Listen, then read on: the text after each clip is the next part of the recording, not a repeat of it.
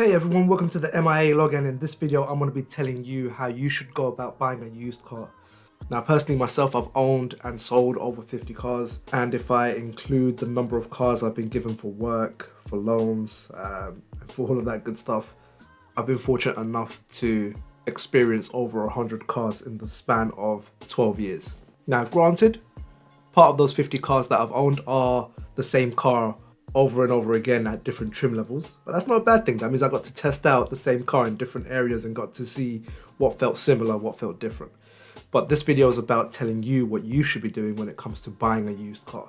So the first thing you need to do is decide whether you're getting a petrol or a diesel car. And the way you decide this is think about how you're going to be using the car on a daily basis. Is it mainly going to be town journeys, or is it mainly going to be motorway journeys or B roads and stuff like that? If it's town journeys, then what you want to do is go for a petrol car, because this gives the chance of your engine lasting a lot longer. If you're doing motorway journeys most of the time, B roads, A roads, etc., then what you want to do is go for a diesel car, because those will be more beneficial on those type of roads. One being economy, and two, your engine will last a lot longer.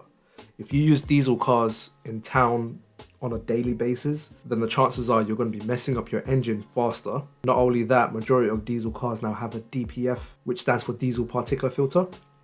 And by using your car on short journeys over and over again, you clog up that filter, which over time would mean you'll pull up an engine management light, and to fix that issue costs quite a bit of money. You're looking over £1,000. So once you decided what fuel your car's going to have, then it comes to actually choosing what car you're going to go for.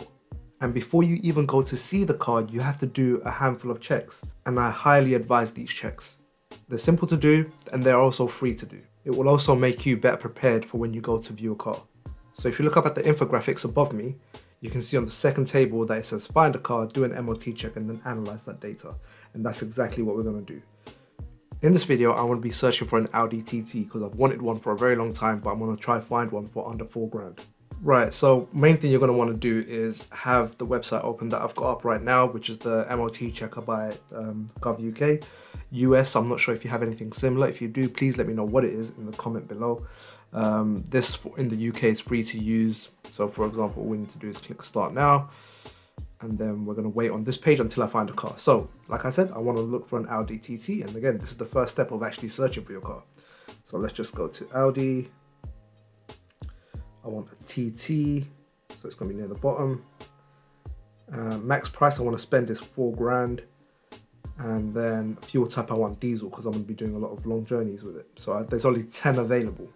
So we can see straight away, here are our 10 Audi TTs, and we have one over here for 1,995. Now don't be discouraged by high mileage diesels, right? High mileage diesels can be a good thing. So for example, what we're looking for in a diesel car is averaging between 12,000 to about 20,000 a year in mileage when it comes to diesel cars. So in this case, this 2010 Audi TT, which is 12 years old, has 160,000 miles on the clock. That's not a bad thing. That's kind of a good thing. But that's on the face of it, it's a good thing. And for the price it's going for, seems really cheap. So let's look into it a bit further. So it's got 5 owners. We're going to read a bit more. Must sell due to new car arriving Monday. No traders. Yada, yada, yada. So I'm assuming this was posted recently. So just to double check that, we're going to click on that. And then click on most recent. So this has actually been up for a while. All these cars here have been posted up since this car came up. Okay, so we're going to just go back to distance again, which is what I usually like to search by. So let's go into that. So their reasoning for selling it for quite cheap is that they've got a new car coming and that they're still using it. Okay, so that's fine. Let's do a quick check on it. So all we need is the registration. So we're just going to type that in. So we've got EJ10 FCC. And then we're just going to click on continue. Yes, this is the right car. Now, depending on which link you saw, or which link you took to go to the DirectGov website, you'll pull up this page. If you end up on this page, then all you need to do is go down over here and click on this link over here where it says check the MOT history for the car, which is the main thing that we want to do. So once we click that, Click on start now. It's going to tell me to put the registration in again, so let's do that again. And we're going to check on history. Now let's quickly check this out. So straight away I've got kind of a red flag happening over here. This section raises a red flag for me because it's very rare that you take your car to an MOT and you get consistent 0 advisories, no advisories at all. So that raises a question. So then what I would look into is, when was this car last sold? Was it in that period? If it is in that period, then most likely this person is now getting dodgy MOTs done, especially when I look at the previous 2 MOTs now, where it's had an oil leak as an advisory near the rear diffs. Is it the rear diffs? Yep. Front tires, close limit. So when you go to see the car, make sure you keep an eye on the front tires. Look at the advisories, and these are what you want to kind of keep an eye out for when you go to view the car. All right, let's see if there's any other red flags here. So you got about 10,000 miles here, which is all right. And then you got 6,000 miles there, which isn't a lot. So I'm assuming this is when the car swapped owners. And you got 6,000 miles here. Right, on the face of it, it doesn't look too bad. It looks like this could actually be a decent car to go for. The only concern that I have is these last 2 MOTs have no advisories on it, which whenever I see that, I start questioning things. So that's the only red flag that I have. So let's move on to the next car. So checking out the vehicle, leave that page up. 2995. This Audi TT 2.0 TDI Quattro. Again, similar mileage to the previous one, although it's 2 years older than the previous one that we saw. But it's had the new clutch and a new flywheel.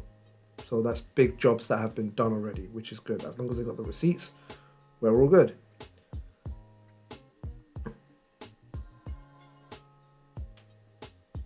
Just look through the pictures, try to get a feel for things. Looks pretty decent. Again, when you go to see the car, you're going to be able to look out for things like exterior damage, interior damage, and things like that, because in pictures you can never ever tell. What we're trying to get here is an idea of what mechanical things we should look out for when we go to view the car. Alright, so let's do a quick check. So just to get the registration, we've got KM58 SLU. Right, so we've got MOT to the 17th of Jan. Okay, that's all right. See what I mean? This is dodgy as hell. All of this here, that is dodgy as hell. Unless that person really looked after the car. But as you can see here, as you move up, the car's changed ownership 5 times. So passes without any advisories at all. Potentially it went through dodgy MOTs, but again, it's not guaranteed. It could just be the car was very well maintained, but you have to remember this car went through 5 owners. Not only that, this over here, the mileage differences concerns me, because this would indicate potentially the DPF might be a bit knackered up. So for example, you've only got 7,000 miles done between here and here, and again 7,000 miles done between here and here, which again for a diesel car isn't a lot. But then if you go down here, you can see that they've done about 20,000 miles, over 20,000 miles, over 20,000 miles, 10,000 miles, 10,000 miles. Usually by looking at the mileage, you can tell when ownership of the car kind of switched around. So the only thing I'd look out for here when I go see the car is potential DPF issues. And DPFs can temporarily be turned off.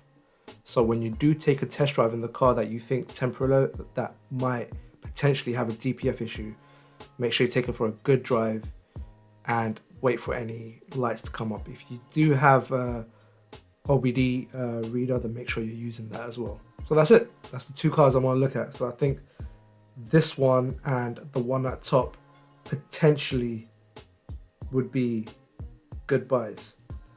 Right, so that's the pre-work done before actually going to view the car. Now when you go view the car, you want to check the exterior for wear and tear. Now you have to take into consideration how old the car is and manage your expectations. That same goes for interior. The main things you want to check on the car though when you go to view it is open up the boot, put the suspension through a bit of testing, make sure there's no loud banging or squeaks happening. Check the tires, make sure that they have enough tread on it because you don't want to be replacing tires. Tires can be quite expensive to replace, especially on the cars that I'm currently looking at, like the Audi TT, where they've got low profile 18-inch alloys. The next thing you want to do is you want to get a side-on view of the car and just check if the paint looks different at all. That will indicate that the bodywork's been resprayed or the car may have been on an accident. Check the underneath of the car, check the seals of the car just to make sure there's no rust. And then what you want to check is the engine bay. Now in the engine bay you want to check the oil, and a simple way of doing that is using the dipstick just to make sure that there's enough oil in the car, or to make sure that, you know, if they have said that they've serviced it very recently, the oil when you use the dipstick should be somewhat clear and shouldn't be black on your fingertips or when you rub it with a tissue. Not only that, open up the actual oil filler cap and make sure there's no white ring around it. If you see a white ring around it, that means there may be a leak or water has kind of mixed in with the oil, which means avoid. Then what you want to check is the hydraulic fluid and the braking fluid.